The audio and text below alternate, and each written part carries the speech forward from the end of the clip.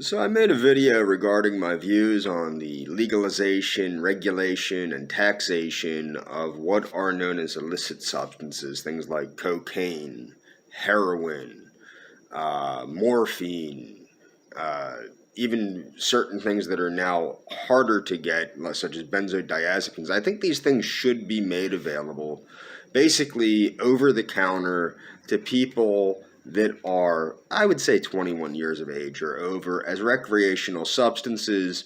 And I believe that the best way to combat this is the thing.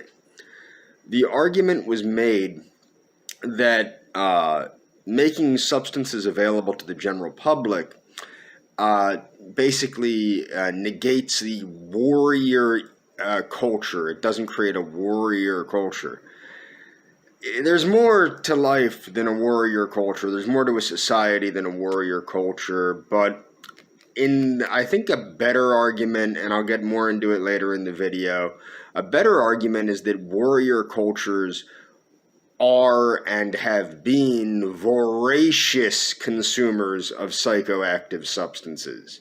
Whether we're talking about the Aztecs or the Arabasines or the Thugis in India or the Barsarkers amongst the Scandinavian people, warrior cultures are voracious consumers of psychoactive substances to allow them to destroy human life. It takes a lot to destroy human life. So they have to alter their mindset to make it one which allows that. Even today in the U.S. military, there's obviously rampant illicit drug use, but also the use of high doses of caffeine pills and caffeine gums and things of that nature, which mimic, albeit in a much less aggressive way, but mimic the use of amphetamines by the German soldiers in World War II, which, if people know about this, Germany outlawed the use of, Prevatin, I think, or Prevatin. The amphetamine that was used was taken away from the German soldiers because it made them crazy, and some kooky German soldier massacred a bunch of French civilians.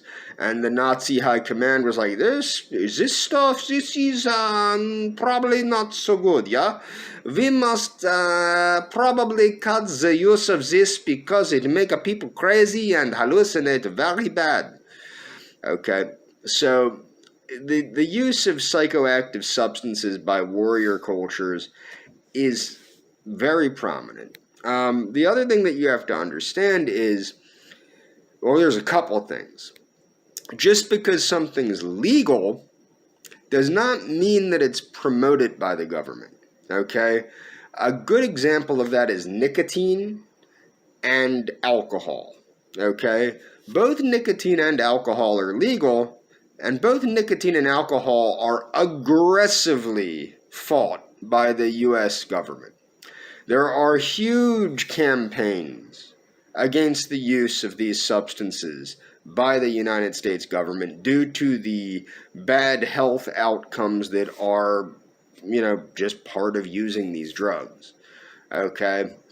So the United States government does not approve of its citizenry engaging in alcoholism or nicotine abuse. And actually the programs to fight these, at least with nicotine, have worked very well. And of course the fighting of alcoholism through the enforcement of DUI laws has worked at reducing DUIs very, very well. And I think that's what we need to look at. Just because something is legal does not mean it's supported by the government or that people are encouraged to engage in it by the government or even by the general public. Everyone knows that how people view people that use substances too aggressively, such as an alcoholic or a drug addict or a nicotine addict. People don't think fondly of them, and they are known as laughingstocks and fools, and that's where it has to come from, is a societal ostracizing of these people. not from laws. As we know from prohibition, outlawing substances cause an increase in substance abuse. Okay? Now, another issue that is interesting is just because warrior cultures do something does not mean that that needs to be replicated by our culture. So, for example, yes, psychoactive substances, whether it's ayahuasca, however you pronounce that, ayahuasca in the Amazon rainforest, or tobacco by Native American tribes, or rampant alcohol use by the ancient Spartans, or rampant alcohol use by the other ancient Greeks and ancient Romans, or magic mushrooms and other things by the ancient Viking Berserkers. These things are not, or even by the Slavic shamans and things. It doesn't mean that we need to repeat these things or that we should repeat these things. Now, what is interesting is some of the things that we should look into. People want to talk about a warrior culture. Well, a warrior culture starts with you, with the individual. And I believe that it would, from a governmental standpoint, the most proactive thing that could be done is to encourage better health education. Not only in the dangers of the use of psychoactive substances and things like anabolic steroids and stuff like that. Yes, that's perfect. That needs to be talked about in health class. But another thing is we should probably get rid of, in my opinion, sex education. Throw it out the window, and that should be taught in a completely, this is the biology of sexual reproduction. Get rid of this abstinence only bullshit. Get rid of this transgender story time bullshit, and just get rid of that. It's science only. It's medically necessary knowledge only. Teach about STDs, yada yada yada. Keep the nonsense out of it. Then you get about physical education. Well, the physical education, in order to encourage a warrior spirit, number one, in elementary school through middle school, probably what needs to be encouraged big time is physical development. Development of motor skills, the development of strength, the development of speed, the development of range of motion, the development of agility and flexibility. These are all things that need to be developed and can be developed through basic calisthenics and encouraging children to do better than the last time, which is not encouraged really in the physical education world anymore in the United States. So go back to the JFK presidential physical education thing and encourage physical prowess amongst the youth. Physical prowess improves mental prowess, as we know. Then, another thing that people need to understand is diet. What about diet? Okay, now I want to make sure, so everybody knows I'm not a doctor, I'm not a dietitian, I'm not a nurse, none of that. Video for entertainment purposes, yada, yada, yada, yada, yada. But a couple things need to be done about the U.S. diet, and it starts with the individual, and the individual needs to start looking at his or her diet. The first thing that most Americans need to do is cut the junk food, the highly palatable. I want to talk about a Spartan diet. Cut out the highly palatable foods. Cut out the cheeses and the highly refined foods and the alcohol and all these things and the refined colas, or at least replace soda with diet soda.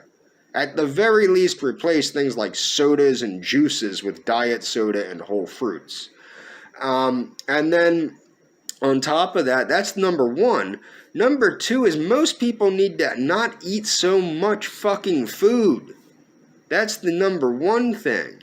And I would recommend people go to a calorie calculator and eat the amount for mild weight loss, especially if you're a little bit overweight. And stick to that. Read Dr. Roy Walford's books on calorie restriction. and actually understand these things. And I'm going to leave links to interviews with Dr. Walford. But the fact of the matter is the American diet is garbage. And then what we can do, and I think this should be taught in health class in schools, is we need to start looking at restructuring the U.S. diet so that it mimics more the diet of the great apes, and that it mimics more the diet of the peoples of the blue zones, and throw out. Now, what's funny is the U.S. Department of Agriculture diet, it's not really that bad. It is a little heavy on carbohydrates, but not really. Not if those carbohydrates are coming from things like oats. That's not terrible, especially if people are being encouraged to be very physically active, which they should be. It's not a bad thing to get a lot of oats in your diet and a lot of whole wheat products and a lot of beans and a lot of brown rice. And it's not terrible for you to be getting these things in your diet, whole corn products, etc. It might be a little bit excessive for people that aren't extremely physically active, but these foods are good energy sources that also help prevent colon cancer. The problem with the USDA diet is that corporations and special interests promote their beef and their meat products and their refined grain products and their sugar products and their fat products. The USDA has tried to keep it as honest as possible while still giving lip service to these corporations, but you need to remove corporate influence from the USDA diet. And then look at how do the healthiest people in the world eat. Look at, number one, the calories of the average American diet needs to reflect the activity level of the average American. That's number one. Because 2,800 calories for the average man and 1,800 calories for the average woman, that's not reflecting the activity level of the average American. Now, of course, you should encourage more activity, but that's probably not going to happen with the average American. So number one, you should probably encourage the average American to cut it down a little bit. Cut down the amount of food that you're eating a little bit. Then it should be encouraged to, I think that certain, like I said, the diets of the great apes, the diets of the Okinawans, the diets of Japan, the diet of Korea, the diet of Jethro Kloss, Back to Eden. I'm going to do a review of Jethro Kloss, the Back to Eden cookbook, which is compiled from a number of Jethro Kloss's ideas and recipes. But the idea with that is, and it's actually, the original biblical diet is not too far from a chimpanzee's diet. Another cool thing about Jethro Kloss is he started implementing a lot of soy. Now people are saying, soy will kill you. Soy causes estrogenic effects. Soy. The fact of the matter is, and I'm going to leave a link to a vegan bodybuilder diet, but also there was a dude, Brian Turner, I'll leave a link to his channel. He ate over a pound of soy a day, and his testosterone went up. It went up, not down, up. And soy also, the weak estrogenic effects of soy actually has no estrogenic effects. It binds to estrogen receptors, this is why it reduces the risks of breast cancer and prostate cancer, is because it reduces the estrogenic effects of the estrogens in the human body. So soy is a preventative of cancer, and it's a great protein source for people that aren't allergic to it. And people go, well, you're promoting the consumption of soy products, and some people are allergic to soy products.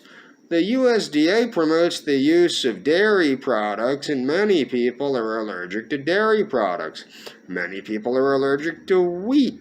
Many people are allergic to fish. Many people are allergic to many things, and this is why there needs to be a better understanding of health by the average American. The average American is absolutely moronic when it comes to health.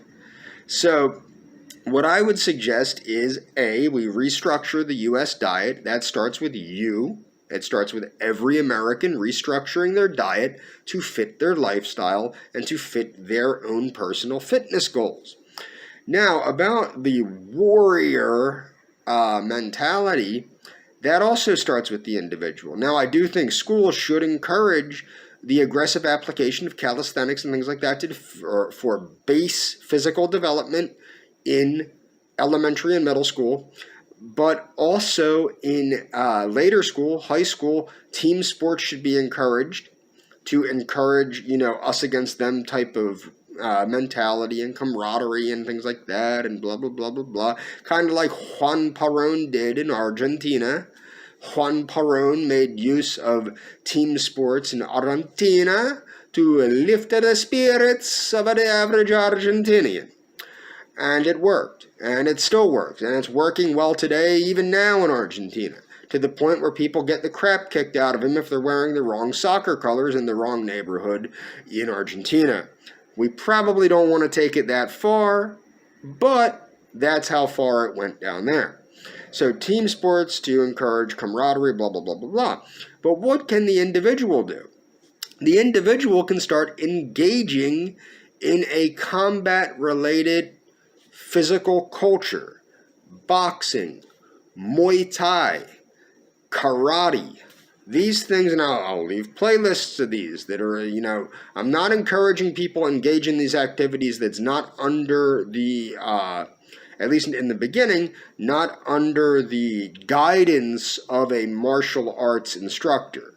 As a former martial arts instructor, I cannot in good conscience tell people to start throwing their fists and feet around and not knowing what they're doing. So, of course, go see a boxing instructor, a karate instructor, a Muay Thai instructor, what have you, whatever you're doing, or a judo instructor, or a wrestling instructor, depending on the martial art you want to do. And this helps to create knowledge of how to fight. This should be promoted. But it starts at this point with the individual, not the government. Okay? Now, the idea that the availability of drugs will cause people to embrace a hedonistic lifestyle and blah, blah, blah, blah, blah, blah, blah, blah, and forget about their warrior nature.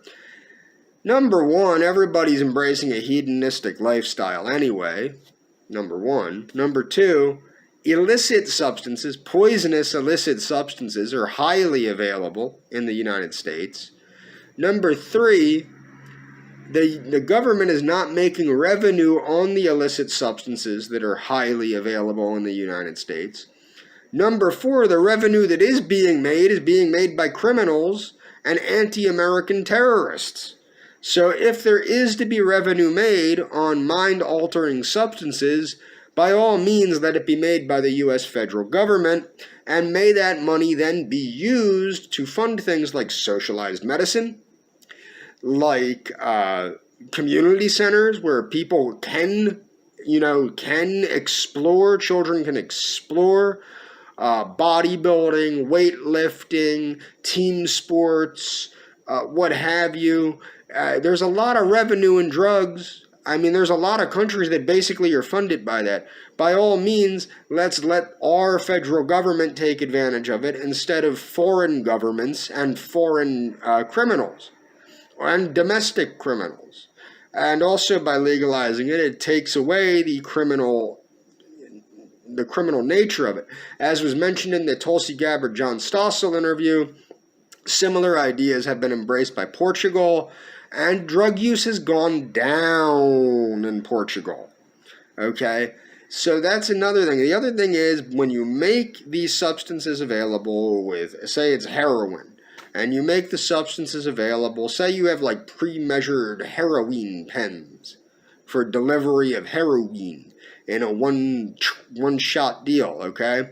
My mom was a diabetic, and toward the end of her life, they started implementing insulin pens because of the misuse of the insulin syringes.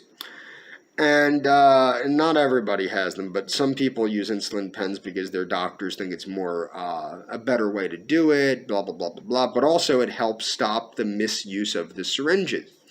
Well, you do that. You make Narcan available. There's ways to make this more lucrative and more beneficial to society overall. The other thing is, and I think Ron Paul is very right in stating this. I might have to find a video about it and make another video about it.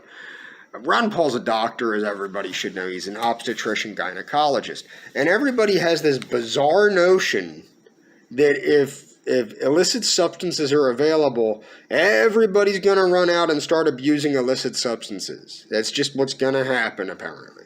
It's not true. It's not true. Some people will. Some people will continue abusing drugs. They will have access to much safer, much more expensive drugs. And it will be regulated, and the drugs will be safer, regulated, and the revenue will go, like tobacco revenue and things do, to help fight drug abuse, to help promote physical culture, blah, blah, blah, blah, blah, blah, blah, blah, blah. So that's where that comes from. But people do not grasp this. There's if anybody is going to make money on the drug trade, it should be the taxpayers. That's my point there. That's my point. If anybody is going to make money, it should be American taxpayers. Instead of and this way the drug users that are paying for the drugs are actually benefiting themselves and the public by purchasing them. Because they're giving back to society. What a concept. You have druggies giving back to society instead of just taking from it.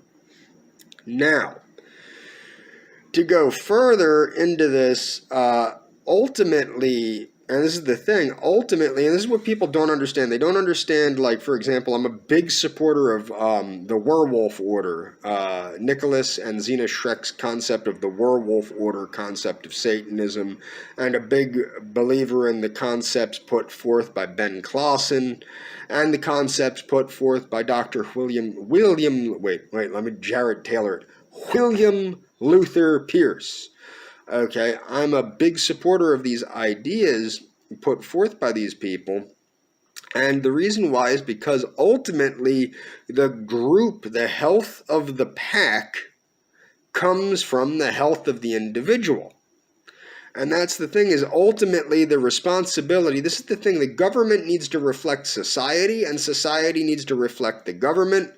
If we are to be either communistic or fascistic, that must be how it is. A healthy society and a healthy government. They must be mirror images of one another. The government is of the people, by the people, and for the people, and the people are of the government. It must be one thing. It must be like the fasci, the bundle of sticks wrapped around the axe. That is the whole point of the U.S. government. So you can't say that society is to blame if, and this is my biggest point of contention, and this isn't against this person, but it's against white people in general, all white people. All white people in the United States have access to the internet. All white people have access to social media. All white people should be using social media to bring attention to the plight of their race. They're not. Because they don't have that fascistic mindset like the blacks do, like the Hispanics do, like other groups do. So that's the point that I'm trying to make. America will fall if the individual does not take responsibility for the fact that it's the individual's responsibility to get sober if they're using drugs. It's not society's responsibility. It's the individual's responsibility to maintain their health. Now, people go, but you support socialized medicine. Yes, I do. But it is ultimately the individual's responsibility to perform the everyday healthy living skills required to maintain their health. It's society's responsibility through public education to teach them these things, as were taught in the days of my parents and grandparents in the public school system. They were taught hygiene. They were taught physical activity. They were taught these things. This is why the 50s was so great. Okay? And the thing is, we want 1950s values with futuristic, which is not really futuristic, the technology of now with 1950s values. That's what will take us into the future. That's what will promote the uplifting of America, but that's not what's being embraced by the everyday citizen. Ultimately, it's not the government's responsibility to get you off drugs, it's the individual's. Simply having things legal. For example, gambling is legal in Pennsylvania. I don't go gamble my money away. There's a lot of people that do. I don't do that. Okay? Alcohol is legal in Pennsylvania. I don't drink my money away. A lot of people do. Cigarettes are legal in Pennsylvania. I don't smoke my money up. Other people do. Okay? So what you have to understand is regardless if things are available or unavailable, the responsibility lies on the individual to use or not use or whatever. Okay? If these things are to be made available, the taxpayers and the government, which should be the taxpayers, the government is the representative of the taxpayer. They should be the ones making money off of this. They should be the ones using this money for the benefit of the taxpayer. This money should not be going to foreign drug lords and the enemies of the United States and the enemies of the U.S. citizen. This money should be going to fund the needs of the U.S. citizen. And that's all for this video.